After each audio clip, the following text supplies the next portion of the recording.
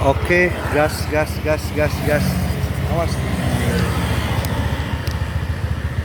Bab 445 ini adalah perbedaan mendasar. Aso, apakah kamu akan menjadi Jefferson kedua? Teriak Zhou Fenghua dengan marah. Kali ini dia menggunakan satu jalur komunikasi. Jadi komunikasi itu langsung dan jujur pada dirinya sendiri. Aso memandangi wajah Zhou Fenghua. Meskipun dia sekarang berusia parubaya, dia masih memiliki keanggunan yang luar biasa. Dia pasti sangat cantik ketika dia masih muda. Namun, dia tidak mengerti mengapa wanita seperti itu bisa begitu kejam dan kejam. Hilangkan ketakutan dan kecurigaan Anda. Tuan, saya pasti akan menangani masalah ini. Sekarang saya telah mengatur seseorang untuk membunuh Ji Fei. Akan ada berita segera. Apakah ini bisa berhasil? Zhou Fenghua bertanya dengan wajah penuh amarah. Mampu, meskipun Aso tidak terlalu percaya diri, dia berbicara dengan sangat tegas. Sekarang dia tahu bahwa keraguan-raguan atau keraguan apapun bisa membuatnya hancur. Karena itu, ia harus bertahan. Ingat ini, jika kamu tidak bisa melakukannya, maka aku minta maaf, aku tidak memberikan ruang apapun untuk keuntungan di sini. Jangan khawatir, Tuan, mereka tidak bisa dibunuh, jadi saya akan pergi dan mati bersama Ji Fei. Dudu, ujung yang lain telah menutup telepon, dan terdengar nada buta. Zhou Fenghua telah mengendalikan semua kejadian di kota Ninghai melalui salurannya sendiri mendengar bahwa Aso telah direncanakan berkali-kali. Ji Fei akhirnya mengambil langkah mundur dan menghapus semua investasinya mati. Setelah lama menutup telepon, saya masih belum bisa tenang, bahkan khawatir. Dia mengeluarkan ponselnya dan menelepon. Mulai rencana cadangan dan atur pembunuhan keluarga Ji Fei. Tidak peduli siapa yang terbunuh, Ji Fei pasti berada dalam kekacauan. Patah, menggantung. Mata Zhou Fenghua menyusut, dan wajahnya menunjukkan niat membunuh yang kuat. Ji Fei, jika kamu tidak mati, aku akan membencimu. Kamu harus mati. Di bangsal, Aso duduk di ranjang rumah sakit. Melihat ponselnya, merasa bingung di dalam hati. Melihat ke pintu, Ansilik Siang masuk. Ansilik Siang segera membuka pintu dan hendak masuk. Apakah ini bangsal Tuan Aso? Seorang anak kurir muncul di pintu dengan sebuah kotak kurir di tangannya. Ansilik Siang tercengang, pengiriman ekspres seperti apa yang dikirimkan di tengah malam. Tetapi, berikan saja padaku, dia tetap mengambilnya. Ketika saya melihat kotak tipis lainnya, yang sangat mirip dengan kotak CD pada waktu itu, saya merasa sedikit tidak nyaman dan segera membuka pintu dan masuk. Ansilik Siang, bagaimana situasi di sana? Aso terlihat cemas. Mereka belum meneleponku kembali, jadi aku akan menghubungimu. Setelah itu, letakkan kotak itu di atas meja. Apa ini? Ini adalah kotak yang baru saja tiba dari kurir. Pengiriman ekspres, kotak, ketebalan ini sepertinya familiar. Hal ini membuat Aso merasa sangat gugup, jadi dia langsung mengambil kotak itu dan membukanya. Di sisi lain, Ansilik Siang pergi memanggil para pembunuh. Ah! Aso tiba-tiba berteriak. Ansilik Siang tidak menyambung, dan menutup telepon dengan depresi. Matanya tertuju pada CD yang dikeluarkan Aso, dan matanya tiba-tiba terlihat lurus, dan wajahnya yang cantik seputih kertas. Wanita di sampulnya adalah Ando Noriko dan Ando Miko, dan prianya adalah pembunuh yang dia kirimkan. Ini patah, sebuah surat terjatuh. Ansilik Siang segera mengambilnya dan menyerahkannya kepada Aso. Aso membuka surat itu, dan hanya ada satu kalimat di dalamnya. Film menarik ini akan segera dirilis di Yangguo. Nilai jualnya adalah sekretaris wanita Aso, ketua Sunleng Group, menipu Aso. Aso merasakan sesak di dadanya, lalu tenggorokannya terasa asin dan manis. Engah, seteguk darah langsung muncrat. Ansirika melihat kondisi Aso sedang tidak baik, maka ia datang untuk membantunya, namun cipratan ke seluruh wajahnya. "Ah!" teriak Ansirika, dan tubuh Aso terbentur ranjang dengan bunyi gedebuk. Saat ini, Aso merasa seluruh tubuhnya sangat kaku, dan seluruh tubuhnya terasa sangat berat. Dia memikirkan kata-kata Longguo, "Sejak Yu lahir, bagaimana Liang bisa dilahirkan?" Sejak Aso lahir, bagaimana Ji Fei bisa lahir? Dia selalu berpikir bahwa dia adalah sosok super yang bisa mengendalikan segalanya, namun dia tidak pernah menyangka bahwa pada akhirnya dia akan berulang kali frustrasi di depan Ji Fei, dan akan diplot lagi dan lagi. Menembak kaki Anda sendiri, memikirkan identitasnya. Jika film ini benar-benar dirilis di Yangguo, maka bukan hanya dia, tapi Sunleng Group juga akan dipermalukan. Noriko Ando dan Miko Ando adalah sekretarisnya. Ini adalah nama rumah tangga di negara yang, dan bahkan terdaftar di situs web. Dia takut, dia panik, dia lelah. Tiba-tiba, dia merasakan perasaan kompleks yang tak terlukiskan muncul, membuatnya semakin sulit bernapas, dan dia menjadi semakin lemah.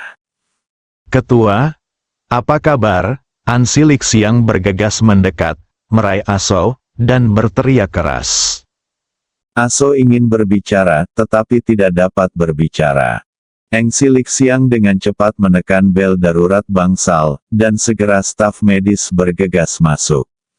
Namun Aso sudah terbaring di ranjang rumah sakit, tidak bernapas sama sekali. Hanya matanya terbuka lebar, dan mulutnya masih berusaha keras untuk terbuka.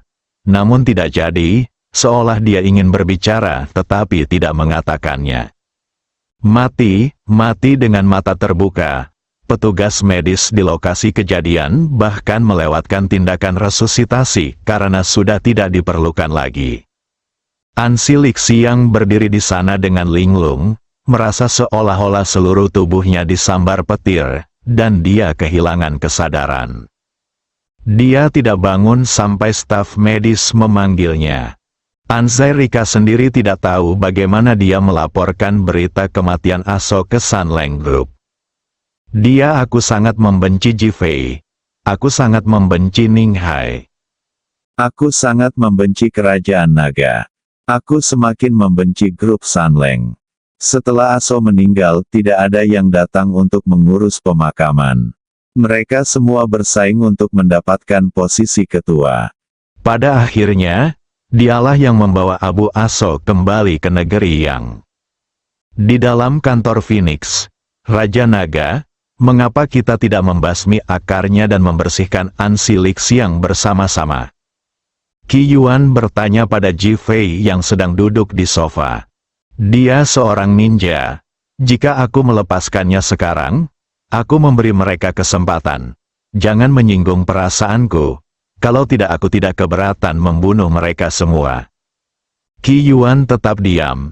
Tiba-tiba, Phoenix membuka pintu dan masuk, matanya dipenuhi kegembiraan. Ji Fei penasaran, mengangkat kepalanya dan bertanya, "Apa bagusnya?" "Kedua-20 anak itu, melalui penyelidikan, sekarang saya dapat menentukan 2 identitas." "Dua yang mana?" "Raptor peringkat 25 dalam daftar pembunuh dunia adalah Wulong, dan Bingling peringkat 27 adalah Moling." Phoenix meletakkan foto kedua orang itu di atas meja. Kekecewaan melintas di mata Ji Fei.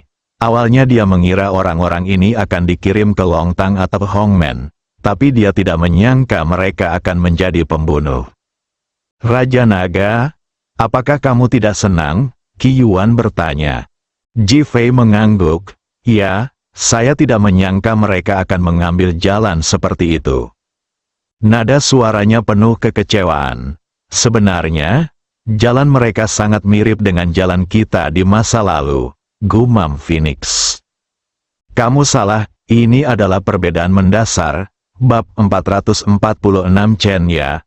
Apakah kamu masih ingin malu? Suara Ji Fei ternyata sangat dingin, yang membuat Qi Yuan dan Feng Huang merasa tidak nyaman.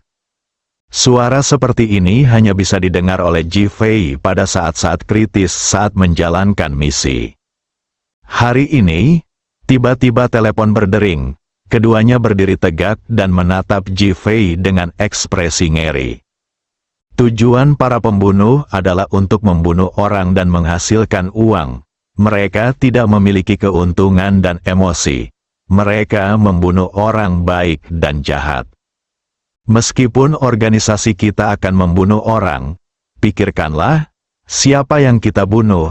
Pernahkah kita membunuh orang yang tidak bersalah? Akankah kita menyerahkan saudara-saudari kita demi keuntungan? Feng Huang dan Qi Yuan terdiam pada saat yang sama, mata mereka penuh keanehan. Saling melindungi dalam situasi hidup dan mati, dan bahkan saling tembak, terlintas dalam pikiran. Apa yang terlintas dalam pikiran adalah mereka menumpahkan darah dan mengorbankan hidup mereka untuk menyelamatkan orang-orang yang tidak bersalah di Afrika. Orang-orang yang mereka bunuh terlintas dalam pikiran. Mereka adalah kekuatan brutal lokal, gembong narkoba, atau organisasi yang merugikan satu pihak. Hanya orang baik yang tidak dirugikan. Raja Naga, apa yang harus kita lakukan? Qi Yuan bertanya. Orang-orang baik, mari kita jaga mereka tetap hidup dan biarkan mereka bertobat. Jika mereka tidak bisa, maka aku minta maaf. Mereka tidak boleh dibiarkan merugikan masyarakat atau orang lain. Feng Huang dan Qi Yuan mengangguk, sudah memahami maksud Ji Fei. Raja Naga, kedua orang ini telah datang ke Ninghai sekarang. Phoenix mengingatkan lagi. Mata Ji Fei berkilat dingin. Aku tahu. Setelah itu, dia pergi ke kamar Yunyi di lantai atas. Setelah perawatan, Yunyi dan Liu Daguang kini kembali sehat. Awalnya Liu Daguang sedang bermain dengan anak-anak, namun anak-anak tersebut tetap merasa khawatir. Tapi sekarang Yunyi ada di sini, semuanya benar-benar berbeda. Anak-anak bahkan lebih banyak tertawa dibandingkan saat Zhou Fenghua ada di sana. Ketika Ji Fei melihat adegan ini, dia merasa semakin rumit memikirkan Wulong dan Moling menjadi pembunuh.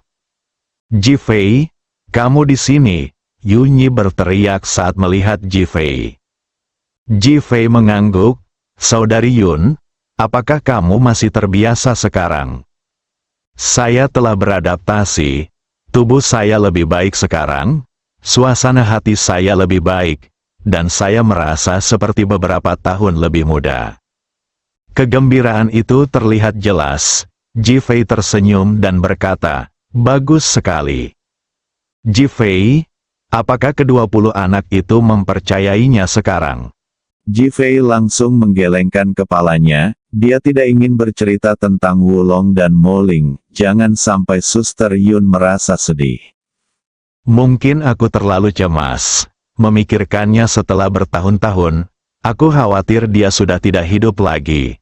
Bahkan jika dia benar-benar hidup, aku mungkin tidak bisa mengenalinya. Ucap Yunyi dengan nada kecewa, Saudari Yun, bagaimana jika kita menemukan mereka dan berubah menjadi orang jahat? Ji Fei tiba-tiba bertanya, jika mereka menjadi orang jahat, kirim mereka ke kantor polisi dan biarkan mereka menerima hukuman yang pantas. Sikap Yunyi sangat tegas, ini mengejutkan Ji Fei. Ketika manusia dilahirkan, mereka pada dasarnya baik. Mereka semua adalah anak-anak yang baik ketika mereka masih kecil. Sekalipun mereka menjadi jahat, itu karena berbagai tekanan dalam hidup. Tetapi jika mereka berubah menjadi buruk, Anda harus menanggung akibatnya. Jika saya melihat atau menemukannya suatu hari nanti, saya akan merasa tenang jika saya melihatnya lagi. Kadang-kadang saya memikirkannya, jika sesuatu tidak terjadi pada keluarga Ji Anda, jika bukan karena Zhou Fenghua, Mungkin mereka akan menjadi elit di berbagai industri sekarang. Anda tahu, keluarga Ji Anda telah memberikan pendidikan terbaik sumber daya pada saat itu. Saudari Yun hanya bisa menghela nafas. Hati Ji Fei dipenuhi dengan suka dan duka, dan dia sangat mengagumi orang tuanya. Memikirkan Wulong dan Moling, dia memutuskan untuk memberi mereka kesempatan. Jangan khawatir. Kamu pasti akan melihat mereka. Sister Yun mengangguk penuh rasa terima kasih dan menyeka air matanya. Ji Fei bermain dengan saudari Yun, Liu Daguang dan anak-anak sebentar lalu pergi. Dia tidak menyebutkan sepatah kata pun tentang Wulong dan Moling. Tidak lama setelah berkendara keluar, Ji Fei tiba-tiba menerima telepon dari Chen Ya, yang mengejutkan Ji Fei. Namun, karena mengira Chen Ya berbeda dari keluarga Chen, dia tetap menekan tombol jawab. Ji, Tuan Ji, apakah kamu punya waktu sekarang? Suara Chen Ya yang sedikit serak dan gugup terdengar. Ya, ada apa? Aku ingin mentraktirmu makan sebagai ucapan terima kasih karena telah menyelamatkan hidupku. Nada suara Chen Ya lebih santai. Ji Fei tersenyum dan berkata, tidak perlu, ngomong-ngomong, aku baru saja menyelamatkannya, kamu tidak perlu terlalu banyak berpikir. Tuan Ji, bisakah Anda memberi saya kesempatan ini? Nada suara Chen Ya menunjukkan permohonan. Ji Fei mengira saat pertama kali bertemu Chen Ya, seorang pemilik supermarket memujinya dan bahkan membayar belanjaannya. Ketika saya memikirkan tentang bagaimana dia dapat mengambil inisiatif untuk meminta maaf atas perilaku keluarga Chen, dan bahkan mati untuk menebus dosa-dosanya, hati saya masih tergerak. Oke, aku akan menjemputmu. Bagus, aku akan menunggumu di kantor gedung pengajaran di gedung 3 sekolah. Tidak masalah. Ji Fei menutup telepon dan langsung menuju ke Universitas Kedokteran Ninghai. Chen Ya menutup telepon, wajahnya memerah karena malu, tangannya yang memegang telepon gemetar, dan dia bahkan merasakan kegembiraan yang tak terlukiskan. Dia tidak menyangka Ji Fei akan memberinya kesempatan ini. Faktanya, dia tidak tahu harus berkata apa ketika dia benar-benar melihat Ji Fei. Dia bahkan tidak tahu bagaimana menghadapi Ji Fei, lagi pula ayahnya membunuh orang tua Ji Fei. Namun, dia merasakan dorongan untuk menebus dosa-dosanya. Bahkan jika Ji Fei memukulinya atau memarahinya, dia akan melakukannya dengan sukarela tanpa penyesalan. Ekspresi Chen Ya terus berubah, sehingga tidak ada orang yang memasuki ruangan yang menyadarinya. Ah! Chen Ya tiba-tiba merasakan seseorang memeluk tubuhnya dan berteriak ngeri. Melihat ke atas, yang terlihat adalah seorang paman paruh-baya dengan kepala botak, kepala gemuk dan telinga besar, serta wajah berminyak. Itu tidak lain adalah Wei Kuanming, ketua departemennya. Direktur Wei, apa yang kamu lakukan? Chen Ya bertanya dengan marah sambil berjuang mati-matian. Apa yang kamu lakukan, dasar pelacur kecil? Aku ingin membalaskan dendam para korban di kota Ninghai hari ini. Saat dia berbicara, dia mencium mulut Chen Ya dengan mulutnya. Chen Ya berusaha keras untuk melepaskan tangan Wei Kuanming dengan kedua tangannya. Dia memutar kepalanya dengan putus asa dan akhirnya menghindari mulut Wei Kuanming, tetapi rambutnya dicium. Aroma rambut menyebar ke hidung Wei Kuanming, yang semakin merangsang hasratnya, dan dia memeluk tangan Chen Ya lebih erat. Namun, Chen Ya berjuang mati-matian. Tiba-tiba, dia melihat pisau buah di atas meja. Tubuhnya tiba-tiba bergegas ke depan. Lalu dia menyerah mencoba membuka Wei Kuanming dengan kedua tangannya, meraih pisau buah, dan menusuk langsung Wei Kuanming di lengan. Ah! Wei Kuanming merasakan sakitnya, menjerit, dan segera melepaskan tangannya. Ledakan. Pada saat ini, Pintu tiba-tiba dibuka dengan paksa. Kemudian seorang wanita dengan wajah sipit dan riasan tebal bergegas masuk. Melihat lengan Wei Kuanming berlumuran darah, dia berkata, "Direktur Wei, apa yang kamu?" "Tianna, kamu datang di saat yang tepat. Chen Ya ingin merayuku, tapi aku tidak setuju. Dia sangat malu hingga ingin membunuhku. Datang dan selamatkan aku." "Apa, Chen Ya? Apakah kamu masih ingin merasa malu?" Bersambung,